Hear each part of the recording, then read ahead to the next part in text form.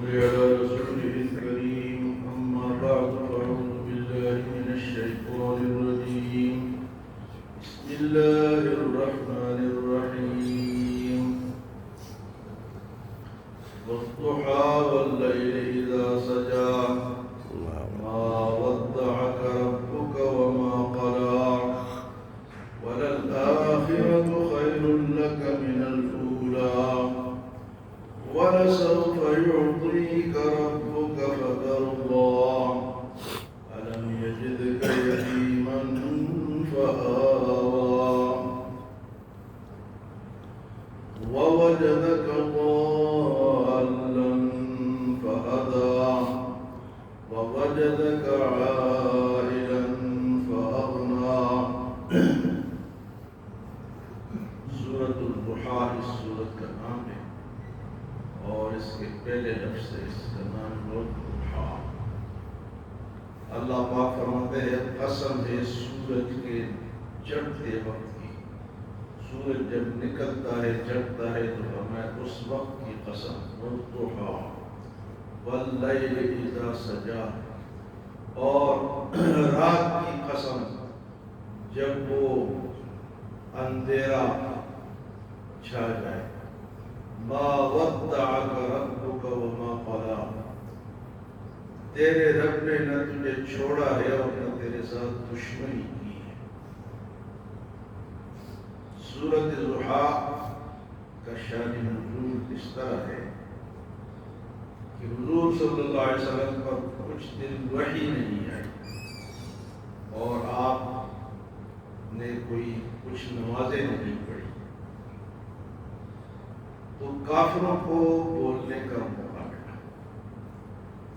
ایک عورت تھی امی جمیل جو کہ عبداللہ کی بیوی تھی، اس نے اور باقی کافروں نے یہ شور مچایا، یہ بات مشہور کی کہ حضور صلی اللہ علیہ وسلم کو اس کے رب نے چھوڑ دیا اور اب وہ وحی نہیں بھیجتا.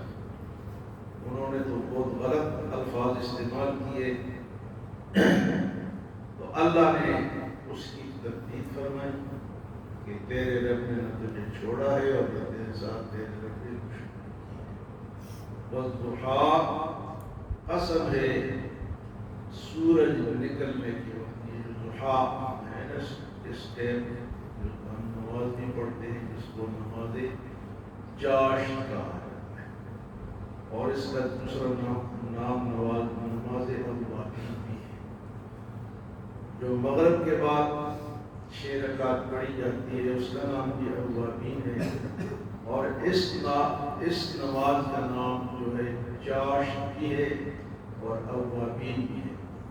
یہ تقریباً ایک تو اشراق کی نماز ہے جو سورج نکلنے کے بعد پڑھی جاتی ہے، اور ایک ہے نماز اوابین یا نماز چاشت.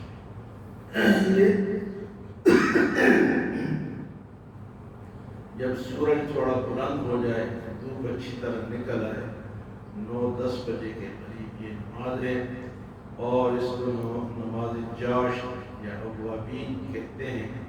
تو یہ اللہ والوں کی نماز ہے. یہ وہ لوگ جو کہ اللہ کے طرف رجوع کرنے والے لوگ ہیں وہ اس نماز کو پڑھتے ہیں.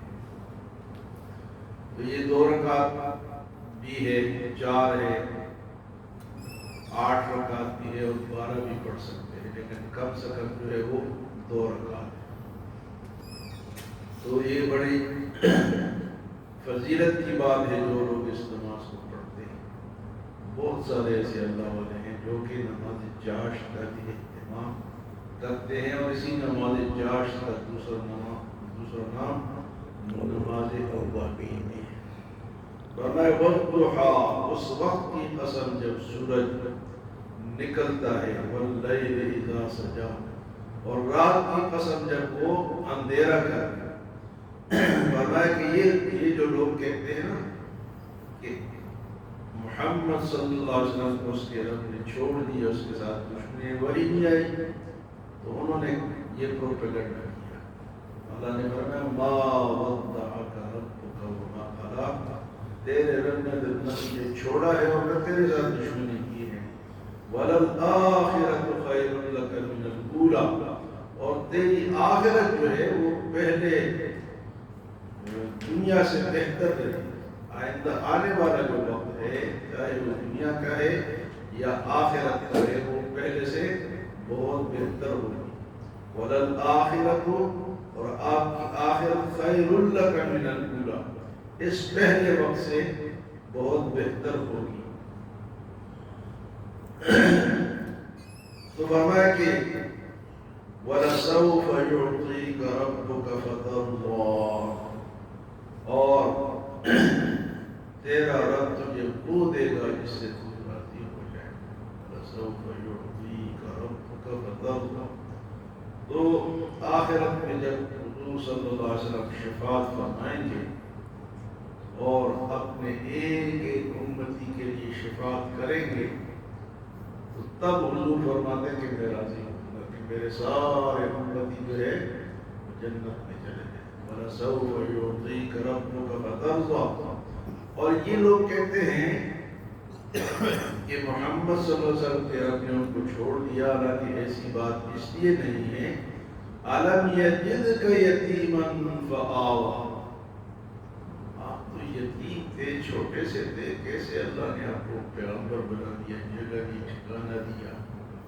حضور صلی اللہ علیہ وسلم بچپن میں ہی یتیم ہو گئے، والد صاحب تو پیدائش سے پہلے ہی فوت ہو گئے، والدہ بھی فوت ہو گئی، پھر دادا نے آپ کی پرورش کی، حالانکہ وہ مسلمان نہیں ہوئے لیکن اللہ نے ان کے دل میں محبت ڈالی۔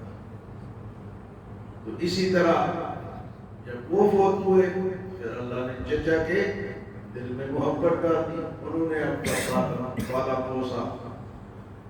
فرمایا کہ آپ تو یتیم تھے لیکن اللہ نے آپ کو کیسا ٹھکانہ دیا۔ لم یجدک یتیما فآویٰ، کیسے ذرائع اللہ پاک نے پیدا فرمائے جو کہ آپ کو پالتے رہے اور آپ کی حفاظت کرتے رہے۔ فرمایا الم یجدک یتیما فآویٰ، جب بچپن میں نہیں چھوڑا تو اب کیوں چھوڑے؟ یہ لوگ پروپیگنڈا کرتے ہیں، یہ ان کا پروپیگنڈا جو ہے وہ غلط ہے۔ فرمایا وَوَجَدَكَ ضَالًّا فَهَدَىٰ، اور اللہ نے آپ کو ناواقف پایا اور اللہ نے آپ کی رہنمائی کی، اللہ نے آپ کو راستہ بتا دیا۔ تو یہ صورت جو ہے یہ حضور صلی اللہ علیہ وسلم کی شان میں نازل ہوئی، اور جو لوگوں نے آپ کے خلاف پروپیگنڈا کیا اللہ نے اس صورت میں اس کو جواب دیا۔ فرمایا کہ تیرا رب جو ہے وَمَا وَدَّعَكَ رَبُّكَ وَمَا قَلَىٰ، وہ تیرے ساتھ ہے اور ان کا پروپیگنڈا غلط ہے، اور تیری جو آنے والا وقت ہے، ایک وقت ایسا آئے گا جب قیامت کا دن ہوگا تو تمام انبیاء حضور صلی اللہ علیہ وسلم کے جھنڈے کے ساتھ، تمام انبیاء۔ یہ فرمایا کہ آنے والا جو دور ہے وہ پہلے دور سے بہت بہتر ہوگا۔ وَلَلْآخِرَةُ خَيْرٌ لَكَ مِنَ الْأُولَىٰ وَلَسَوْفَ يُعْطِيكَ رَبُّكَ فَتَرْضَىٰ، اور تیرا رب تجھے وہ دے گا، وہ چیزیں دے گا، وہ آپ کے فضائل بڑھائے گا جس سے آپ راضی ہو جائیں گے۔ وَلَسَوْفَ، مقام محمود، جنت میں ایک جگہ ہے جو کہ سب سے اعلیٰ جگہ ہے، جس طرح کہ ہم اذان کے بعد جو دعا کرتے ہیں اس دعا میں وہ مقام محمود ہم حضور صلی اللہ علیہ وسلم کے لیے اللہ سے مانگتے ہیں۔ اللہم رب هذه الدعوة التامة والصلاة القائمة آت محمدا الوسيلة والفضيلة والدرجة الرفيعة وابعثه مقاما محمودا، اللہ آپ کو مقام محمود عطا فرما۔ تو یہ دعا ہر اذان کے بعد کہنی چاہیے، اور حضور صلی اللہ علیہ وسلم کا فرمان ہے جو یہ دعا پڑھے گا میری شفاعت اس کے لیے ہو۔ تو ہم کم سے کم اذان کے بعد اس دعا کو یاد کریں اور اس کو پڑھ کریں، اتنی مشکل نہیں ہے۔ تو فرمایا کہ آپ کا جو آگے والا دور ہے وہ پہلے سے انشاءاللہ بہت اونچا ہوگا، بہتر ہوگا۔ وَلَسَوْفَ يُعْطِيكَ رَبُّكَ فَتَرْضَىٰ، تیرا رب تجھے وہ عطا کرے گا جس سے تو راضی رہے گا۔ أَلَمْ يَجِدْكَ يَتِيمًا فَآوَىٰ، آپ تو یتیم تھے، اللہ نے آپ کو اتنا ٹھکانہ دیا، تو اب اللہ آپ کو کیوں چھوڑیں گے؟ وَوَجَدَكَ ضَالًّا فَهَدَىٰ، اور ابھی آپ کو راستے کا پتہ نہیں تھا، لیکن اللہ نے آپ کو راستے پہ ڈال دیا۔ تو یہ ان کافروں کے ان باتوں کے اللہ پاک نے اس صورت میں تردید فرمائی اور حضور صلی اللہ علیہ وسلم کی شان بیان فرمائی۔ کچھ حصہ آج ہم نے تلاوت کیا، کچھ انشاءاللہ کل تلاوت کریں گے۔